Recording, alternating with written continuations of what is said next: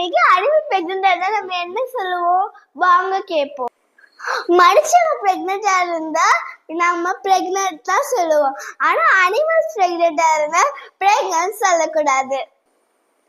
நார்மலா வீட்டு அனிமல் இருந்தா அது பிரெக்னெண்டா இருந்தா நம்ம எப்படி சொல்லுவோம்? My cow is gravid. அதாவது மாடு பிரெக்னெண்டா இருக்கு. My bitch is gravid. என்னோட நாய்க்குட்டி பிரெக்னெண்டா இருக்கு. பிச்சுனா பொம்பளை நாய்க்குட்டி. இப்போ நம்ம வீட்ல பேர்ட் இருக்கு, அது பிரெக்னெண்டா இருந்தா நம்ம என்ன சொல்லுவோம்?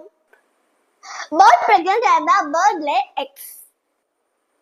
ஏன்னா பேர்ட் முட்டை தான் போடும். My hen is going to lay egg. அதாவது கோழி முட்டை போட போகுது. பறந்த குட்டி பேர்டை வந்து ஆச்லிங். பூச்சிங்க பிரெக்னெண்டா இருந்தா இன்செக்ட்ஸ் லே எக்ஸ். ஏன்னா பூச்சி முட்டை தான் போடும். Mosquito going to lay eggs. அதாவது கொசு முட்டை போட போகுது.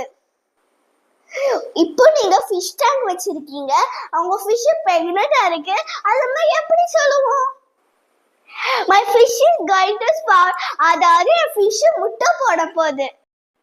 உங்களுக்கு இந்த வீடியோ பிடிச்சிருந்தா லைக் பண்ணி, ஷேர் பண்ணி, சப்ஸ்கிரைப் பண்ணுங்க. God bless.